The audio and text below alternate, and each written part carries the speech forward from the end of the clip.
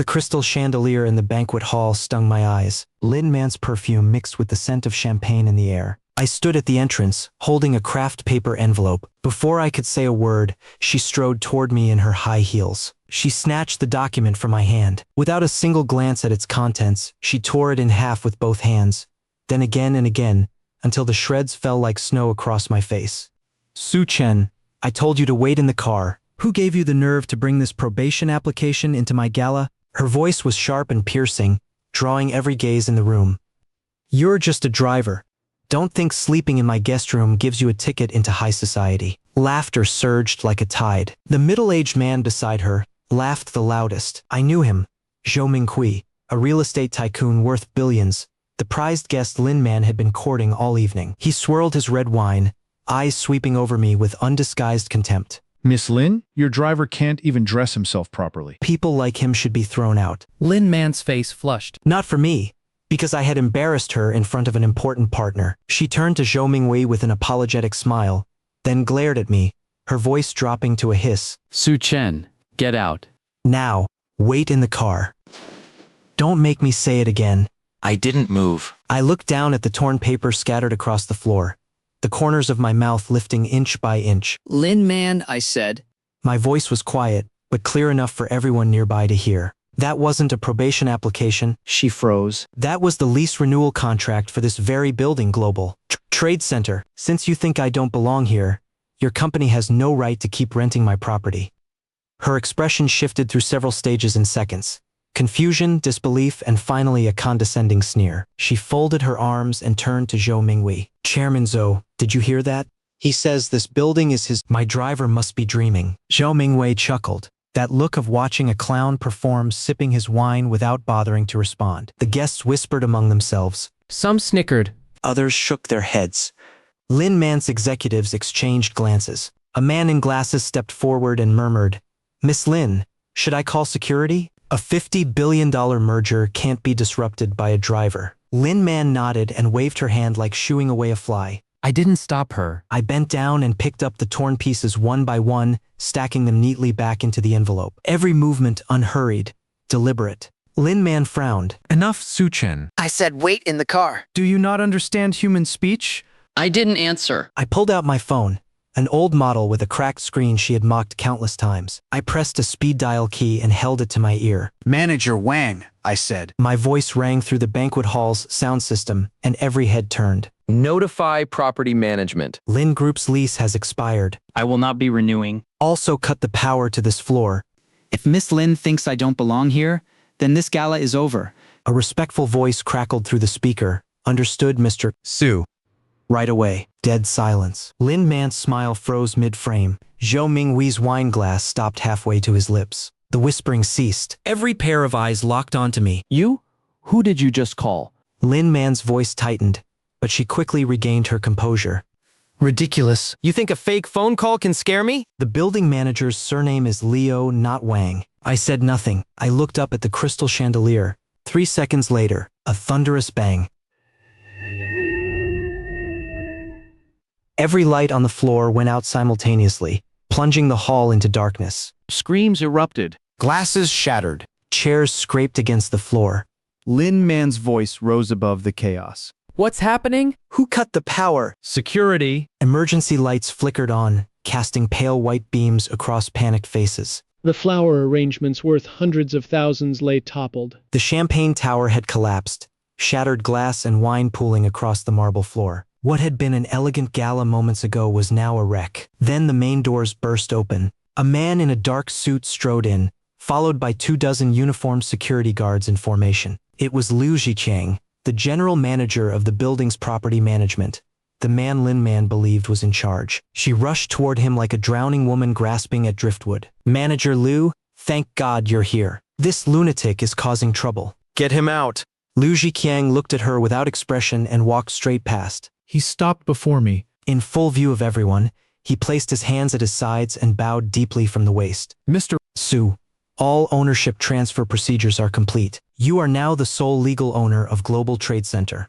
His voice boomed, every syllable echoing through the silent hall. How would you like to handle the defaulting tenant? The silence was absolute. You could have heard a pin drop. Lin Man stood frozen, Every trace of color drained from her face. Her lips moved, but no sound came. Her fingers clutched the hem of her dress, knuckles white. Zhou Mingwei set down his glass. The drunken flush on his face vanished. He looked at Lin Man with narrowed eyes, his expression unreadable. Manager Lu, I said, as calmly as discussing the weather. Lin Group's lease expires today. I'm not renewing. As for their equipment and documents, they have until noon tomorrow to vacate. Anything left behind will be treated as waste. Understood, Mr. Su. Lin Man finally found her voice. It came out dry and strangled. Impossible. This is impossible.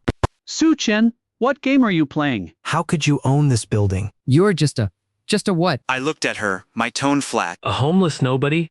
A driver? She opened her mouth. Nothing came out. You're right, Lin Man.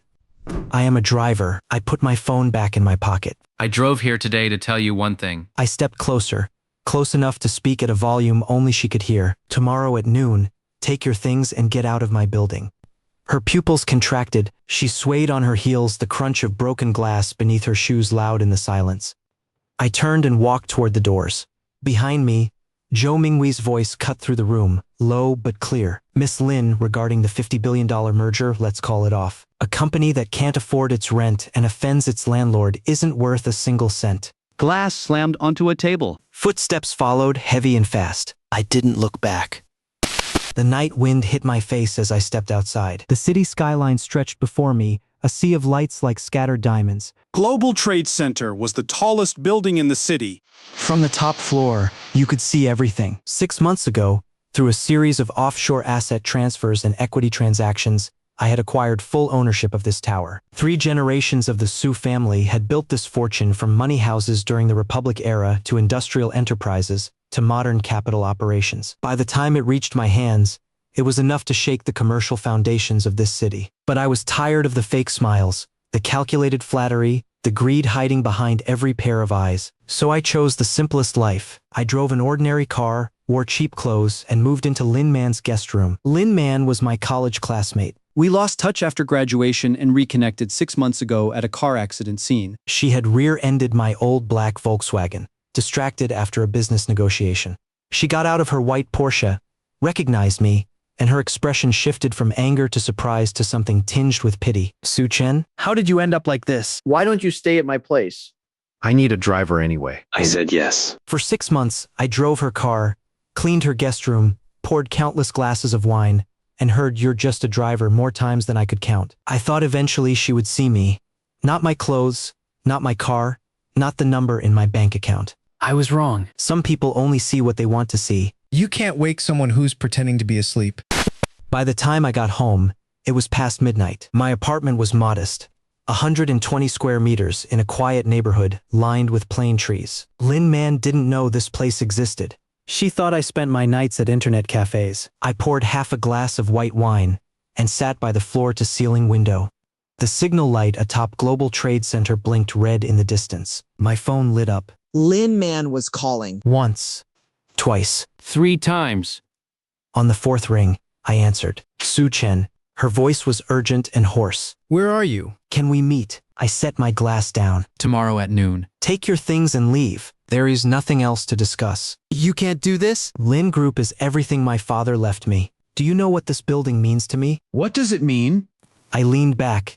It means the office space you pay rent for every month. The lease is up. I'm not renewing. It's that simple. Silence. I could hear her breathing fast and heavy. Su Chen. Her voice softened into something I'd never heard before, almost pleading. Haven't I been good to you these past 6 months? I gave you a place to stay, a job. You lived under my roof. Doesn't that mean anything? I said nothing. I know I treated you badly, but I have to be tough in business. Let me apologize in person. We can negotiate the lease, Lin Man. I cut her off. I had already signed that contract. The line went utterly silent. I signed a 3-year renewal at 40% below market rate. I was going to tell you tonight so you could enjoy your merger celebration, but you tore it up without even looking. Her breath stopped. You tore it to pieces in front of everyone and threw them in my face. A sound came through the receiver, soft, stifled, like a whimper. Su Chen. Good night, Lin Man. I hung up and turned my phone to silent. At 7 the next morning, my phone buzzed awake. Liu Zhiqiang had sent a dozen photos. Moving trucks were backed up to the loading docks of Global Trade Center. Workers hauled desks and filing cabinets into 4-box trucks. The gold-lettered Lin Group sign had been pried off the lobby wall and lay split in two on the ground. The last photo showed Lin Man's office. The plants by the floor-to-ceiling window were still there, but her crystal trophy was gone. The room was stripped bare except for a rectangular mark on the wall where her business license had hung. I texted back. When did they start? 4 a.m. Lin Group's admin department arranged everything overnight. At this rate, they'll be done by 4 in the morning. She hadn't slept. I washed up, put on a black jacket and gray trousers, and drove to the building. The morning rush hour was a slow-moving river of steel. It took 40 minutes. Liu Zhiqiang met me in the lobby, clipboard in hand. Mr. Su, floors 37 through 39 have been cleared. The engineering team is doing wall repairs and carpet replacement. Should be back to standard in 3 days. He handed me a file. Lin Group's security deposit, 3 months' rent, will not be returned per the contract terms. Miss Lin herself arrived at 6 this morning. She's been on the 39th floor ever since. My people haven't dared go in. Is she still there? Yes. Her assistant brought coffee, but the door's shut. I handed the file back and walked to the elevator. The doors opened on the 39th floor, to a vast empty space. The cubicles were gone. The carpets had been rolled up and stacked in corners. The wall art and company signage had been removed, leaving exposed concrete pillars and bare light fixtures. Sunlight poured through the floor-to-ceiling windows onto the vacant floor.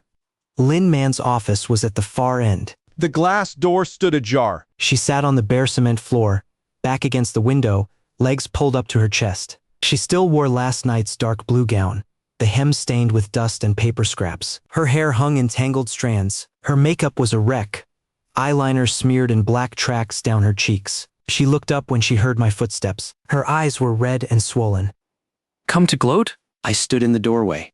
The office was 4 bare walls and a single fluorescent light overhead. The space she had once called her throne room didn't even have a chair left. I called your assistant last night. You have until noon. It's 9:30 now. 2.5 hours left. She stared at me for a long moment, then laughed, a hollow, desperate sound. 2.5 hours. She leaned her head against the glass. Su Chen, do you know how much I poured into this floor? 3 years. 3 years. I was the first one here every morning and the last to leave. I drank until my stomach bled to land clients. I pinched every penny. When my father died, he left me a mountain of debt. I sold everything: house, car, jewelry. The only thing I kept was this company. Her voice began to tremble. I set up this office myself the day I signed the lease. I picked out every plant. I found the paintings at a secondhand market. I assembled that desk with my own hands. She pointed at the floor, where only a square patch of dust remained. And now you're telling me I don't even deserve to be here? You deserve or don't deserve, that's not for me to decide. My tone stayed level. The contract expired. I'm not renewing. This is business. Business? She scrambled to her feet, barefoot on the cold cement, staggering before finding her balance. Don't give me business. You could have renewed. You could have told me this was your building. Why did you hide it? Why did you let me humiliate myself in front of everyone? Why should I have told you? Her mouth opened and closed. I did tell you, Lin Man. I pulled out my phone, opened my photos, and turned the screen toward her. 3 months ago. She leaned in. The screenshot showed a WeChat message sent by Su Chen on a night 3 months earlier. Lin Man, when do we sign Global Trade Center's lease renewal? The owner might need advance notice. Her reply was 3 words. Stay out of it. Below that, I had said nothing more. Lin Man's face went from pale to ashen. Her lips trembled, but no sound came out. 3 months ago, she had been drowning in the merger negotiations. During that period, the most common things she said to me were stop bothering me, and you wouldn't understand. She had probably forgotten this message entirely. I was going to tell you the building was mine, I said, pocketing my phone, but you told me to stay out of it. So I did. Her legs gave way. She slid down the window glass and buried her face in her hands. I turned toward the door. Su Chen! Her voice cracked behind me. You won't even give me one more chance? The merger is dead. Without this office, the company is finished. What do you want from me? I stopped, but didn't turn around. What do I want? I said quietly. Last night, when you tore up that contract and threw it in my face, you didn't think about giving me a chance. Her sobs stopped. What replaced them was something quieter and heavier. I walked out. In the elevator lobby, The doors opened to reveal Zhou Mingwei and his two assistants. His face shifted from surprise to a warm, eager smile in the span of a second. He was dressed in an immaculate charcoal gray suit, not a hair out of place, a complete transformation from the man who had mocked my clothes the night before. Mr. Su. He strode forward and seized my right hand in both of his, pumping vigorously. What a coincidence. Last night was a misunderstanding. A complete misunderstanding. I failed to recognize your stature. Please don't take it to heart. I withdrew my hand. What brings you here so early, Chairman Zhou? I wanted to invite you to breakfast. The revolving restaurant across the street, top floor. I've already reserved a table. I have a cooperation proposal regarding some commercial spaces in Global Trade Center. I put my hands in my pockets and looked at his eager face. Chairman Zhou, last night, you said I couldn't even dress myself and should be thrown out. I remember that clearly. His smile froze for a split second, but he was a veteran of the business world and recovered instantly with hearty laughter. Mr. Su, you're joking. That was drunken nonsense. I offer my sincerest apology. Name your terms. I'll do anything to make amends. His two assistants nodded in perfect unison. I'll pass on breakfast, I said. His smile hadn't fully bloomed before I added, but you mentioned commercial space. Speak to my property manager, Liu Zhiqiang. He'll process your inquiry according to standard procedure. The words standard procedure landed softly, but Zhou Mingwei's expression flickered. He was an old hand in real estate. He knew exactly what those words meant. No special treatment. Nothing would bend. Mr. Su, Chairman Zhou. I stepped into the elevator and turned to face him. Every word you said last night. I haven't forgotten a single one. The door slid shut on his face, which had finally cracked into something between regret and fear.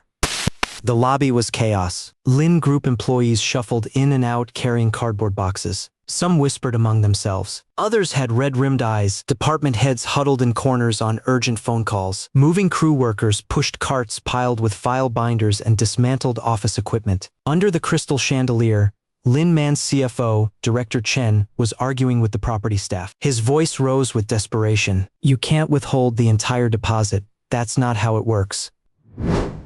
We vacated ahead of schedule. There has to be some fairness. Liu Zhiqiang stood by the front desk, expressionless.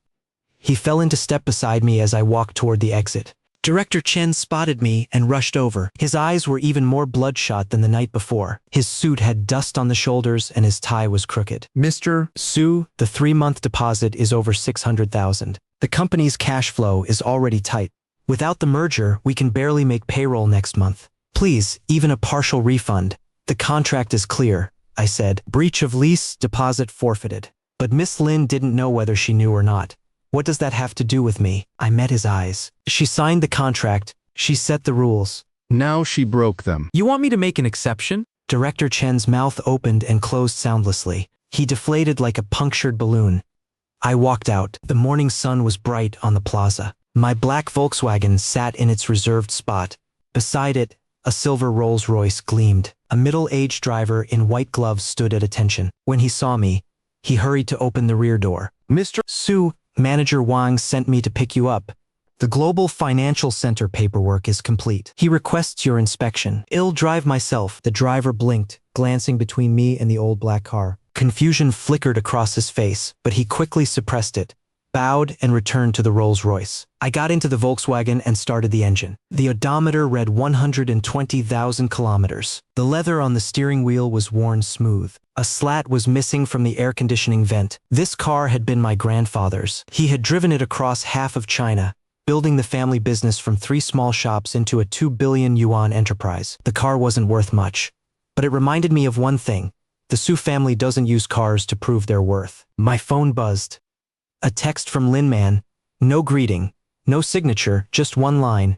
Do you have to destroy me completely? I turned the phone face down on the passenger seat, shifted into gear, and pulled out of the plaza. In the rearview mirror, Global Trade Center's glass facade blazed in the sunlight. Floors 37 through 39 sat empty, their dark windows staring back like hollow eye sockets. I drove across the river to the old part of town. The streets here were narrow, shaded by plane trees twice as thick as the ones downtown. Their canopies blocked out the sky, scattering the midday sun into chips of gold on the asphalt. The shops along the road were old establishments, clock repair, tea sellers, tailors making qipao. The The paint on their signs was peeling, but everything was kept spotlessly clean. I parked in front of a 3-story building covered in ivy. The wrought iron balconies had spots of rust, but the building itself wasn't shabby. It had a warmth that only comes with age. A wooden plaque above the door bore 4 carved characters, Su family residence. This was where I grew up. Inside, the air carried a faint trace of sandalwood. The living room looked exactly as it had when I left 6 months ago. The rosewood furniture gleamed. The porcelain on the display shelves was untouched. The old grandfather clock in the corner swung its pendulum tirelessly. Auntie Chen, the housekeeper, emerged from the kitchen. Her wrinkled face opened into a smile when she saw me. Chen, you're back. Why didn't you tell me? I'll make lunch, no need. Auntie Chen. I changed into slippers. I'm just here to pick up some things. Auntie Chen had been with the Su family for over 30 years, since my father's generation. She was the only person in this house who knew everything about me, and the least likely to treat me as Mr. Su. To her, I would always be the boy who snuck fried meatballs from the kitchen after school. Did you stay up late again? She handed me a cup of hot tea and looked me over. Your eyes are red. Young people always think they're invincible. Your grandfather used to, Auntie Chen. I took the tea. The things in the upstairs study? Have you touched them? Her expression paused. She sighed. No. I clean your grandfather's study once a month. I've never even moved the pen on his desk.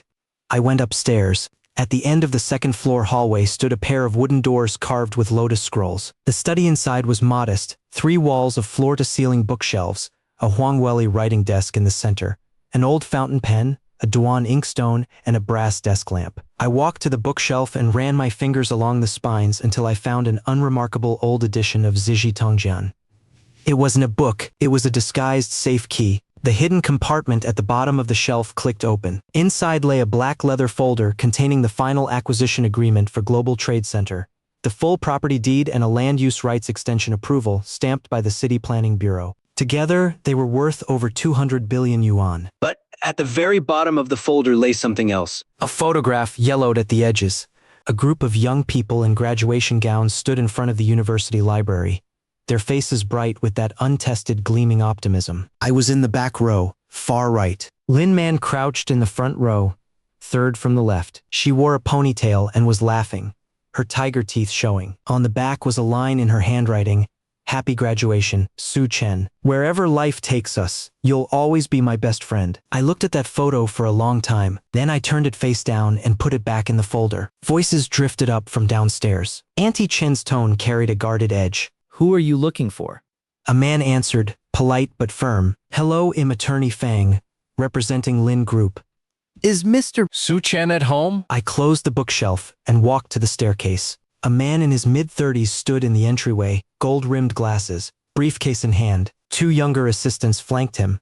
Attorney Fang saw me and immediately produced a professional smile. Mr. Su, forgive the intrusion. I'm here on behalf of Lin Group to discuss the post-termination arrangements. I sat on the living room sofa. Auntie Chen stood in the kitchen doorway, a stalk of celery still clutched in her hand, her eyes full of unease. The contract is terminated? I said. What arrangements are left? Attorney Fang sat across from me, pulled a document from his briefcase, and offered it with both hands. Lin Group accepts all penalty terms, including forfeiture of the deposit and early vacation. However, Miss Lin requests an additional 30-day grace period to use the building's underground warehouse for storing company archives and critical equipment. She is willing to pay triple the market rent. He flipped to the last page and pointed at a figure. Triple rent, 30 days. This is the total. Miss Lin says it's her final request. I glanced at the number. It wasn't small. For Lin Man in her current state, scraping together this amount had probably cost her everything. Why does she need the warehouse?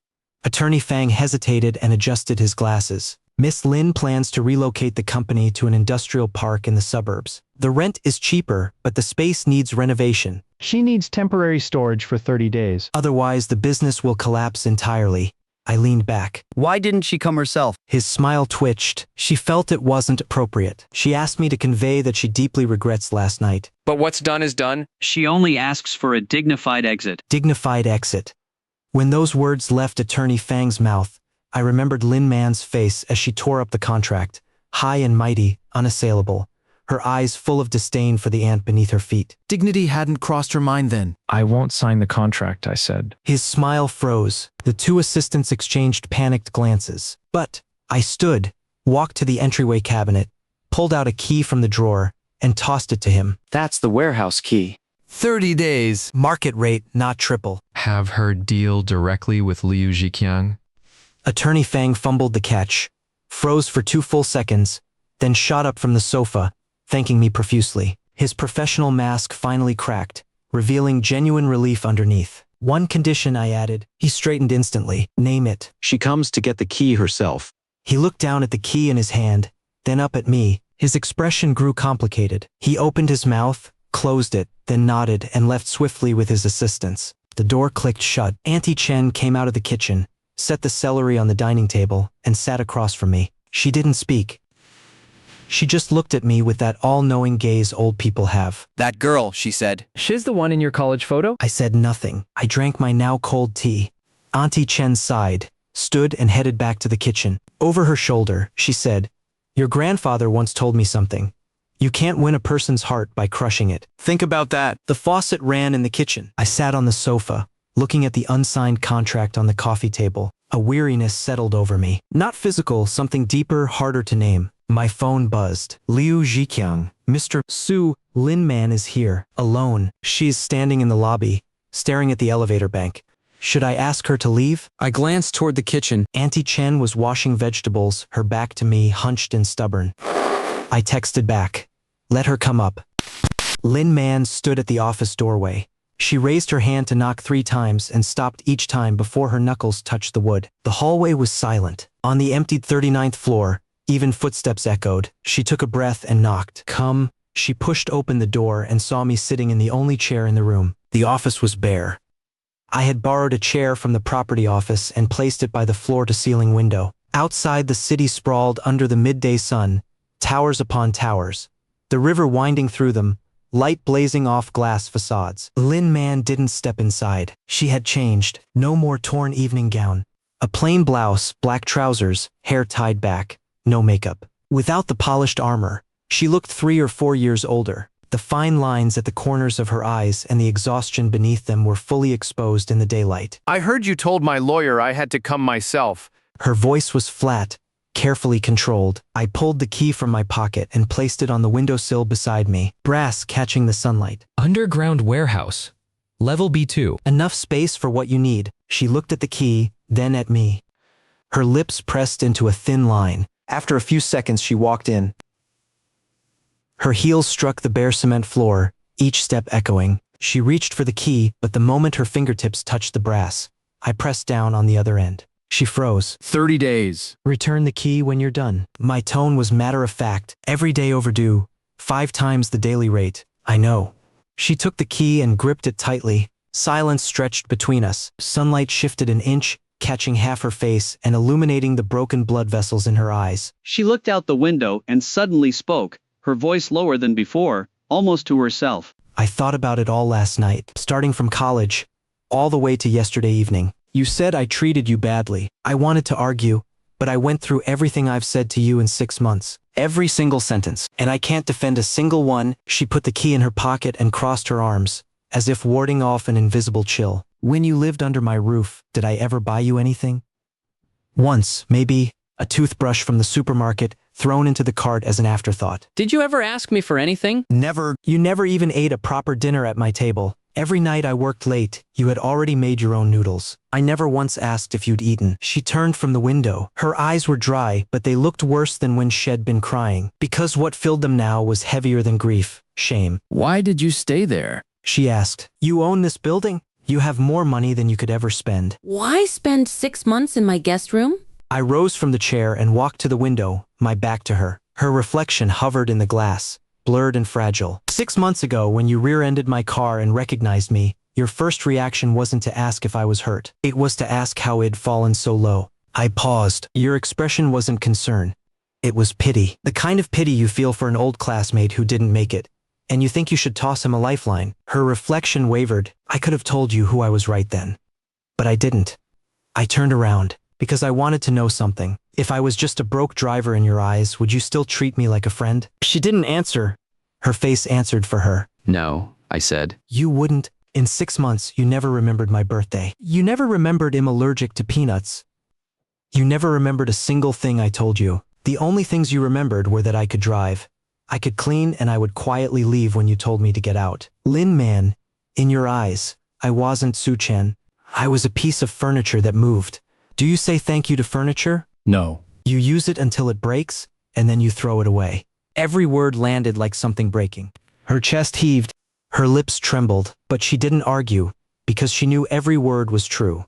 I'm not here to ask for forgiveness. Her voice was raw. I know I don't have the right. I just wanted to ask you one question. Something I couldn't figure out all night. She pulled something from her pocket, not the key, but a folded piece of paper. She unfolded it, and I recognized the torn shreds of the lease renewal contract. She had picked them up from somewhere and taped them back together with clear adhesive, crooked and uneven. The text was nearly illegible from the tearing, but on the last page, my signature remained intact. You had already signed it, she said, pointing at my name.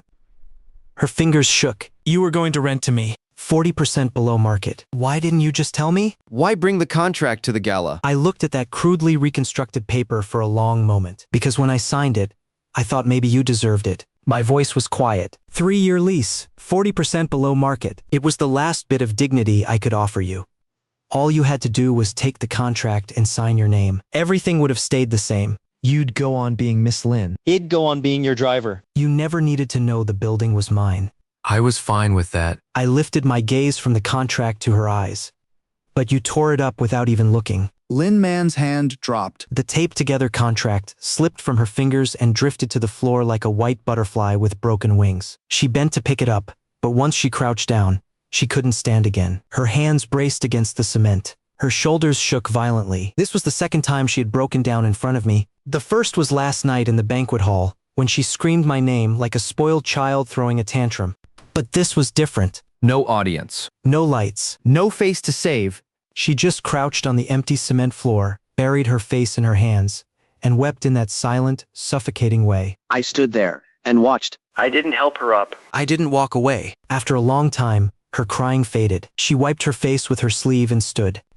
Her eyes were swollen almost shut, but her expression was calmer than before. She bent down and picked up the taped contract, folded it carefully, and put it back in her pocket. I owe you an apology, she said. Her voice still trembled, but every word was deliberate. Not just for tearing up the contract last night. For 6 months. For 6 months, I didn't treat you like a person. You're right. You were just a piece of furniture to me. I don't deserve to be your friend. She took a breath. So I won't ask for the lease anymore. In 30 days, I'll return the warehouse key and move the company to the suburbs. Lin Group might go under. It might survive. But that's my problem now, not yours. She turned and walked toward the door. After 3 steps, she stopped. One more thing? She didn't turn around. In college, I wrote you a card and slipped it into your copy of Ziji Tongjian at graduation. I spent a long time on that card. It said what I most wanted to tell you back then. You'll always be my best friend. That was true then. It's still true now. I just forgot. The door opened. Her footsteps faded down the empty corridor. The elevator chimed. Then silence. I sat back down in the chair and looked out the window. The sun had passed its peak, gilding the glass facades of the taller buildings across the skyline. My phone lit up. Auntie Chen, coming home for dinner? I made lotus root and pork rib soup. I typed back, yes. I stood and left the empty office. On the way down, the elevator stopped at the 37th floor. The doors opened to another bare space. All the workstations were gone. The carpets were rolled into cylinders against the walls. The only thing left was a rectangular mark on the wall behind where the reception desk had been. The ghost of Lin Group's logo, pressed into the plaster over 3 years and 2,000 days. Some marks don't fade overnight. The doors closed. The plaza fountain was running when I stepped outside. Arcs of water caught the sunlight and broke into mist. Kids ran laughing around the edge. I got into the Volkswagen and started the engine. Another message from Manager Wang.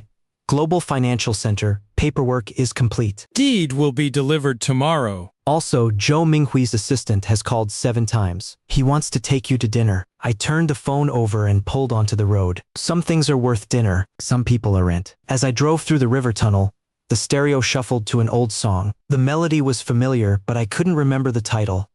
The tunnel lights swept overhead one by one, the rhythm of light and shadow like a heartbeat. Across the river was the old district. Under the plane trees, the ivy-covered house stood quiet by the roadside. Auntie Chen had already turned on the porch light. The orange glow leaked through the wrought iron gate, warm as a bowl of soup waiting on the table. I turned off the engine and sat for a moment. Something pressed against my thigh. I reached into my pocket and pulled out the yellowed graduation photo. I had slipped it in there without thinking back in the study. 20-year-old Lin Man grinned back at me, ponytail and tiger teeth. I turned it over. Her neat handwriting, "You'll always be my best friend." I put the photo back in my pocket and pushed open the door. Auntie Chen's soup was already on the table, the whole house filled with the smell of food and home. Some words are true at 20, at 30 they're just a footnote to a story that's already ended. People have to move forward.